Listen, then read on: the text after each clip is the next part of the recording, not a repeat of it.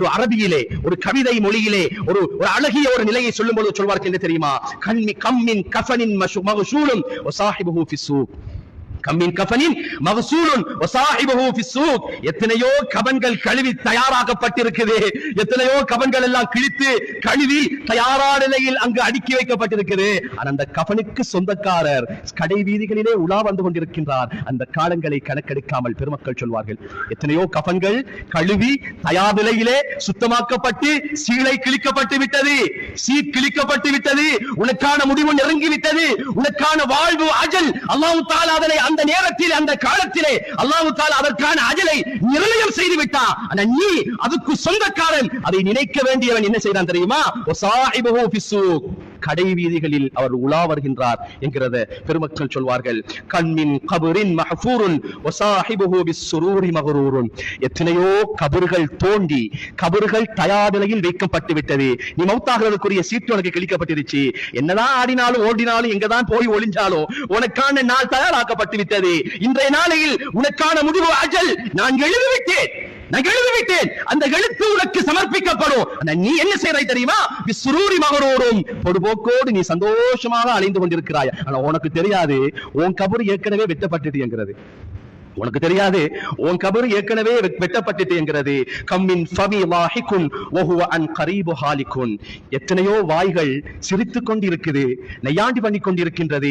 சந்தோஷ மிகுதியிலும் அடுத்தவர்களை குழப்பி சந்தோஷம் அடைவதிலும், அடுத்தவர்களின் கண்ணீரை பார்த்து சந்தோஷம் அடைவதிலும், அடுத்தவர்களின் உணர்வுகளை காயப்படுத்தி சந்தோஷம் அடைவதிலும், அடுத்தவர்களை கோபப்படுத்தி சந்தோஷம் அடைவதிலும், அடுத்தவர்களின் உணர்வுகளை மங்கச் செய்து சந்தோஷம் அடைவதிலும் எத்தனையோ வாய்கள் சந்தோஷமாக இருக்குது.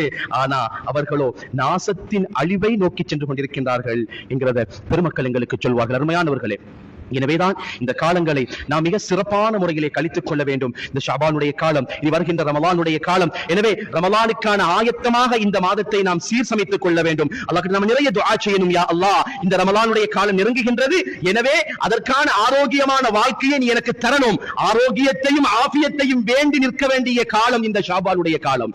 ஆரோக்கியத்தையும் ஆஃபியத்தையும் அல்லாஹ்விடத்திலே சமர்ப்பிக்க வேண்டிய காலம் இந்த ஷாபானுடைய காலம். பரக்கத்தையும் ரஹமத்தையும் வேண்டி நின்ற இறைவா, நாயனே, வருகின்ற ரமலானிலே என் கைக்கு ரமலான சலாமத்தாக்கி வச்சிரு, என்ன அந்த ஆஃபியத்தை விட்டும் தூரமாக்கிறாதே, படுத்த படுக்கையில என்ன ஆக்கிறாதே. ரமலானிலே எத்தனையோ பேர்கள் பள்ளிக்கு சென்று தொழும் பொழுது என்னை தொழாத நிலையில் ஆக்கி வைத்து விடாதே, என் கை கால்களை இழுத்து விடாதே. ஒரு நிமிடம் போதும் பெருமக்களே, ஒரு நிமிஷம் போதும். இங்க நினைச்சிக்க கூடாது எத்தனை நாட்களாக நாம நாள் கணக்கு தான் வேண்டும் என்று அல்ல. ஒரு நிமிடம் படுத்த படுக்கையில் இருந்து அடுத்த கணம் பிறந்து படுத்தவர்கள் எத்தனையோ பேர் ஹோமாய் செஞ்சு போன வரலாறு இருக்குதுங்க. இருக்குதா இல்லையா?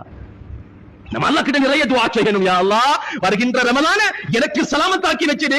அதுல என்ன சலாமத்தாக்கி வச்சிடு? நான் நிறைய இபாதத் செய்யணும், நிறைய வணக்க வழிபாடு செய்யணும். என்ன என்ன என்னுடைய ஆஃபியத்தில இருந்து என்ன நீ தூரமாக்கிறாதே. அதே போல நான் ஆஃபியத்தோட ஆரோக்கியத்தோட சிறப்போட நான் இருந்தாலும் ரஹ்மானே, வார அந்த கண்ணியமான ஸ்ரீதேவியான மாசத்தை என் கையில இருந்து பராமுகமாக்கிறாதே. யா அல்லாஹ், வேலைகளை தந்து என்னை ஒதுக்கிறாதே ரப்பே. தராவீஹை தொழும் பொழுது என்னை வெளியேற்றி விடாதே.